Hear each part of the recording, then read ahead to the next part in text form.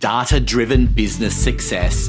Turn your data into profitable decisions in 2025. In this episode, Jim Barker from Cooperative Computing reveals how successful organizations are turning raw data into revenue-generating insights. Through real-world examples from hotels to airports, you'll learn how to capture, store, and leverage both internal and external data to drive better business decisions and create competitive advantages. I'm your co-host, Anthony Pearl, and whether you're just starting your digital journey or looking to accelerate your existing efforts, it's time to get enabled digitally. Jim, let's talk about this whole idea of data-driven decisions and being able to capture the data and then utilize the data, because we hear a lot about it. We understand when we go shopping that every time we use our card and we use a frequent shopper type card, that they're capturing more information about us. I don't know if we all fully appreciate what is being done with that information and how much people know about it. I mean, we see evidence of it, of course, if we start talking about something and car's a good example. We start talking about, I'm thinking about buying a new car, and magically, suddenly, all of the ads that are appearing on your browser are all about different cars, and then if you search one particular one, magically there's a whole lot of ads that are coming up all of a sudden for these cars. But so there are bigger organizations like your Googles that are utilizing it. But how do these mid-tier companies make use of the data? How do they capture it? Where do they store it? How do they use it? Yeah, it's a great question, Anthony. We have a hotel chain, a growing hotel chain. I'll say growing. There are about a dozen hotels right now, and I'll use this as an example. They when we first started working with them, they had 9 people in a group that these people's almost sole responsibility was to pull data from 14 different systems and to roll it up to different leaders. So these people just think of a business analyst for each key area of the business, or maybe 2 or 3 in certain areas. And a lot of that was around trying to get them the data in the quickest manner possible.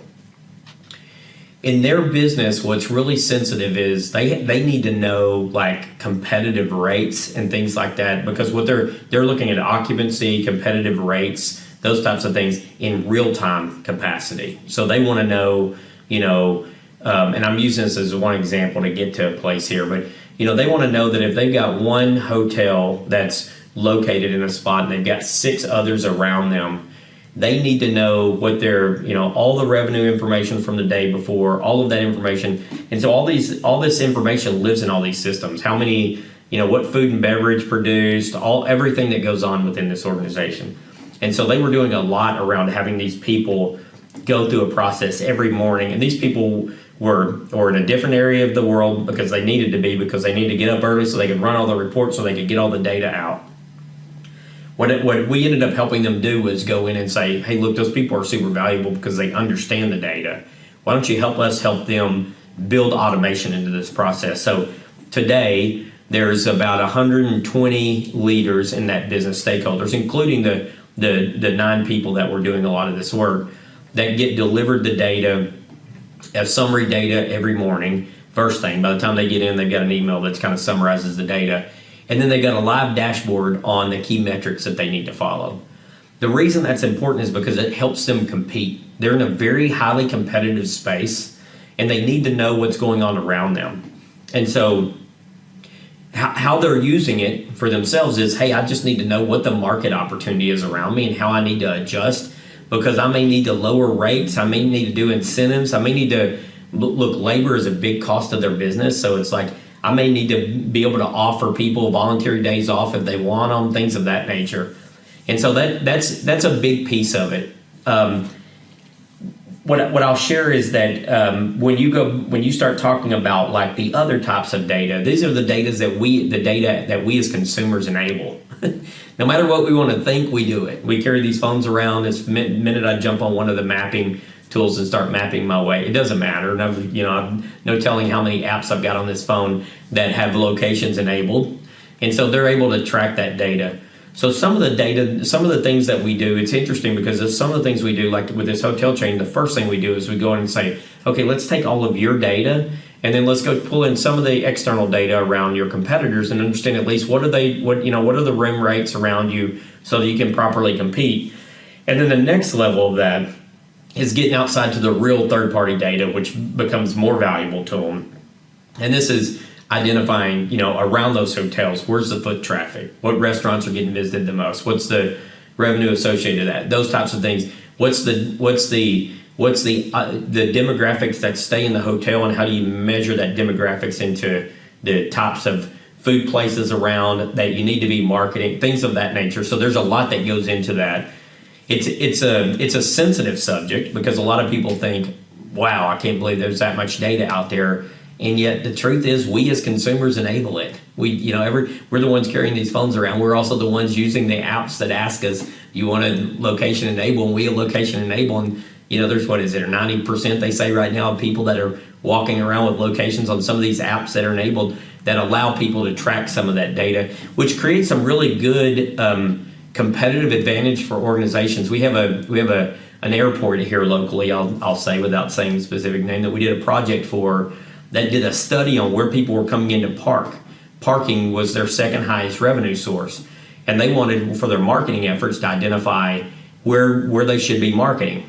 So for myself, I live pretty close to that airport, and I would get marketed socially and digitally. I would see, different ads for it. And I always thought, why are they marketing to me? I travel a decent amount, but I'm always going to Uber. It's less expensive for me to Uber to the airport than it is for me to park for 2 days. So it's like I could Uber there and Uber home in 2 days, and it's less expensive than parking there. So we did a study to say, hey, let's at least take some of this intelligence, some of this mobile data that shows us not necessarily who the person is, but at least you can see devices and where they're coming from and who's actually parking the most. And so we did some studies on that. So it provides some really good competitive information, and there's a lot of third-party data out there that helps people understand, buyer habits, and it helps understand the audience better to identify how to market to them better, how to target the right audience, those types of things, if that makes sense. Yeah, I mean, it's about creating opportunities as well, isn't it? And using it and seeing, well, when you study it and you see, what the opportunities are. I know I looked at a club recently, and with someone, and they were showing me how they were looking and wondering why there weren't that many members from a particular area that was located not far from them. And when they looked at it, it was actually a wealthier area, and the restaurants that they offered didn't meet the criteria of what those people wanted to do. So now they saw an opportunity and opened a new restaurant in that club in order to attract that particular audience and cater for them directly. And I think it's a good example of how data can really open up your eyes to new opportunities. Yes, absolutely. There's a whole market out there. We work with franchises a lot too, and there's a whole market out there on how they select, new locations for. If you think of like a quick service restaurant, where I want to go in and pick up food pretty quickly in a drive-through or something like that. There's a ridiculous amount of information out there and study work that goes into where exactly should we put that. And it's interesting when you see like hotels, a lot of hotels will put themselves closer to an airport, which is good, but sometimes it's like, okay, in those areas, like to your point, the restaurant offerings and things in that area might not be exactly what's appealing to what that hotel stands for, what their types of clientele stand for. And so they have to make decisions like that. Okay, maybe it's an opportunity, there's an opportunity for them to put that in and have another revenue component there associated to it. And sometimes it's even good because there's some places where, a hotel or a airport, I think of like Denver, the Denver airport here in the States is like Denver, Colorado. It's out kind of in the middle of nowhere and there's not much around it. Well, hey, it could be a great opportunity for building some things out around that would keep people closer. There's like 2 hotels that are within like 5 miles of that place. And so it's like, I think about that and go, wow, what a great opportunity that is for someone that says, okay, there's a lot of people that connect through Denver to get to other places. And so, hey, they need places to stay. They don't always want to take a 25-minute Uber ride to a hotel. And if you could build a nice nice one in that area, not that I'm trying to give them ideas, but if someone could build a nice one in that area, it could probably be pretty conducive for something like that. Yeah, I mean, I've had exactly that experience when I've traveled overseas into a particular city, and it's a connecting city. I mean, it's a big city within itself, but the airport is actually located 25 minutes or so away from the city. And so, the hotel that you stay in is self contained. It's got shops, it's got restaurants, it's got pools, it's got bars. So you actually, you're there and you might be there for 12 hours, 24 hours, depending, but you actually don't need to leave that whole environment because they've understood that market there. And I think hotels are a great example, but I mean, businesses, can learn from that because, you talked earlier about with the dashboard and looking at pricing in different, for the competitors around that. And I think one of the things is people immediately jump to the idea that you have to, okay, well, if all of them are charging, $200 a night, well, we've got to charge $200 a night or $190 a night in order to be a little bit cheaper. But sometimes it's not about that either. It's about offering more facilities or something different, which means that you might be able to charge $300 a night because there's a market that you've identified. That's right. And then that's where you study your own data and say, what are the rates that people are paying? And to your point, there's sometimes, even with this particular hotel chain, they'll look and raise the rates because it's like, hey, we're at a high occupancy level and we know that we can probably raise our rates some. We're going to have the labor to support any additional things anyway. So let's just raise have our rates be at a certain volume and not, over what they would typically show as like what they call their MSRP or whatever. But they could raise it instead of lowering it. That's just the opposite. I've got a high occupancy. Even if my competitors have lower occupancy, hey, I can still raise my rates a little bit and just see what's the market opportunity. Because then I'm going to get some of the demographic I may want in that hotel, by example. Yeah, I mean, I think hotels are such a great example because there is a fluidity and there's a seasonal element to them as well, isn't there? I mean, it's just it's fascinating. I looked at we've got a hotel that's not too far from where we're located, and we went and had a drink there one evening, and I was just fascinated as to how much they charge for a room, and I looked at now, and I went, oh, you know what? We're just still in the school holiday period when we were there. I said, I wonder what it's going to be in 2 weeks' time when the school holidays are over. And there was a huge drop in the rates and things there because of different seasons. And so it's a market that has to adapt to different data sources, as you say. And some of them might just be about seasonal elements and school holidays. And again, depending on where it's located, it might be the local holidays, but it might also be the holidays from different parts of the world that's impacting it as well. And there are so many data sources, as you talked about, and that are external, but there's also the internal one. So talk to me a little bit about this whole idea of the data warehouse, because people imagine a warehouse and they imagine this this huge amount of property with big empty spaces in it, but a data warehouse is not quite that. So talk to me about what that is and what businesses need to be looking at setting up. Yeah, great question. Look, the power of data is greater than it's ever been. We're in if we think about digital enablement, we're in a digital world. You and I are digitally communicating right now. We carry these digital devices around with us, and so the power of that data is greater than it's ever been. And yet, a lot of organizations still have siloed data. They have, whether it's marketing data, that's new inbound lead flow data that sometimes gets pulled through to the sales CRM data, that may sometimes get pushed through to the operational fulfillment data. Whatever it is, there's a tremendous opportunity for organizations. And what ends up happening in a lot of cases is these organizations we actually had a conversation with a gentleman this morning that said, part of the data that I show, he leads sales for this organization, fast growing organization. He said, part of my challenge is that the data that I represent in our leadership meetings doesn't always match with the operations data. And this is on delivery data. So this is sales and delivery, so to speak. And so as we started talking and realizing, we can understand why, because the source of truth of those is two different places. And so while it may be similar, it's not the same.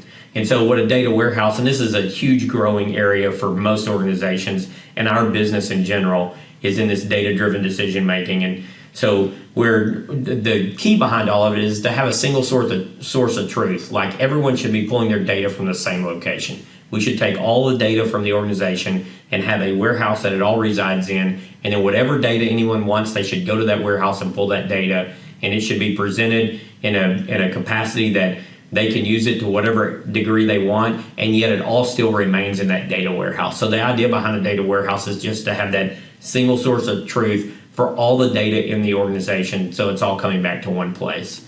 The journey to that continues to be a challenge for organizations, because it's in, if you think about even like siloed departments and information, a lot of people will start things in different areas of a business and have data over there, and people not realizing until that data has grown into a capacity that it conflicts with some other data. So normally when it comes to RISE, it's like, okay, someone else's data tells a different story.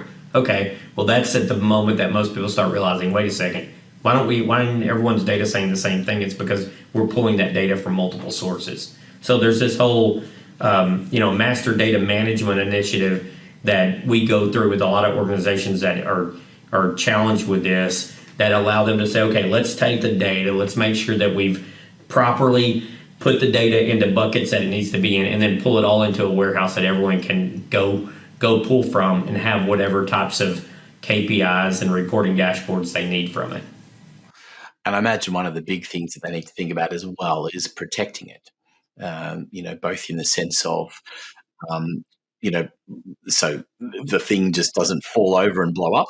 There's that, but it's also in terms of your information is your valuable IP as well. So just being able to capture that and make sure that the right people are using it in the right way is also important. Absolutely. It's the common experience that we hear is, an organization has a couple of top performing salespeople that leave the company, and somehow, some way, the data from their customers went with them. And it's like, I wish we'd been in there before that, because you can lock down some of that data. They could have Salesforce, .com, and it could be wonderful CRM for them, and they could use it in every way possible, but they can't pull the data out of it. The data resides in a data warehouse that doesn't allow anyone to manipulate the system to be able to pull some of that data.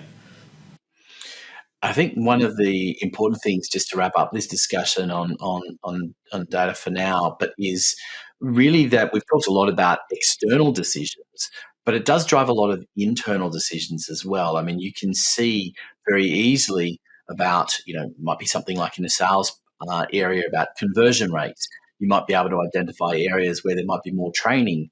It might be logistics as well. I certainly heard of a company, recently that was in a manufacturing sense and realised that there was a whole lot of efficiencies that could created when they sat down and worked out and go, if we move this piece of equipment from here to here, it's going to make a huge difference to the way that we set things up in the future and the efficiencies that we create. So it's incredibly important internally as well as it is externally. Oh, big time. Small things can make just a big difference. And that's the way that I will say, in a revenue capacity, a lot of it is studying what people are doing to get results. And so even though there's a capacity, it's the external, it's like if we have, John and Jane, and each are doing work that we can look back at the data associated to their work and marry that up, I can identify pretty quickly what's causing one to underperform compared to the other. And some of that has to do with how they're sharing content, their method and process that they go through,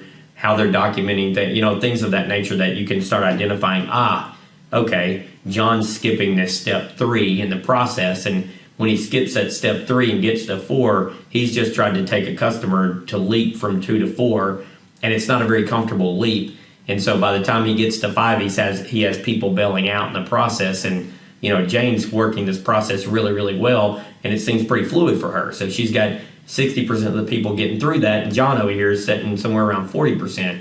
You can identify some of that stuff by going back and looking at what's the process that we're going through. Not necessarily because John's trying to skip processes. Sometimes it's just a training exercise to say, and that goes right back to what you were talking about. Sometimes the same thing in manufacturing, it's like, wow, if we could design this just a little bit differently or move, these racks to this area, they could really speed up the process. They can make it significantly better. In a lot of cases, it's just the data that ends up telling that story. This goes back to an earlier conversation that we had on another podcast about episode about, you can, I think I shared with you, the guy told me, you can make a spreadsheet tell you anything you want.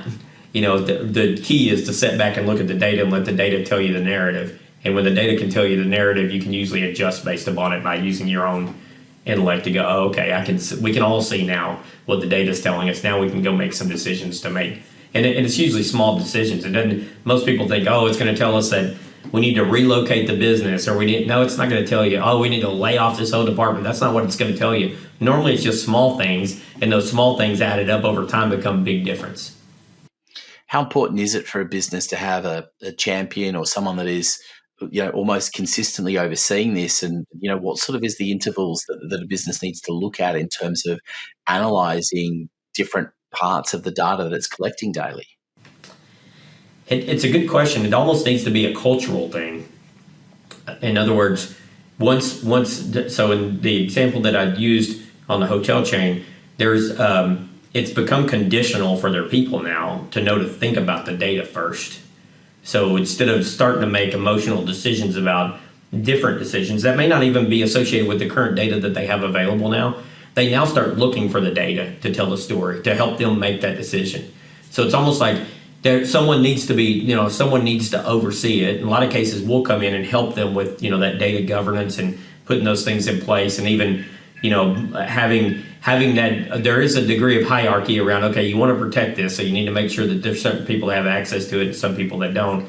But it also comes back to, if you can create a culture that thinks about the data, that becomes a differentiator for you as well. You almost need to have an environment that thinks, okay, what kind of data could I be looking at that might help me validate my thinking, that might help me expand my thinking, or might help me tell a different story that my thinking is completely off. That brings us to the end of this episode of Get Enabled Digitally. I'd like to thank Jim Barker for sharing his insights and expertise today. And if you found value in our conversation, please subscribe to the podcast on your favorite platform and leave us a review, because your feedback helps us continue to deliver quality content that matters to you. For more information about cooperative computing and how they can help your organization accelerate into the automated economy, check out the links in our show notes. Have questions or topics you'd like us to cover in future episodes? You'll find our contact information in the show notes as well. This show has been produced by podcastdoneforyou.online. I'm Anthony Pearl, and until next time, keep moving forward to get enabled digitally.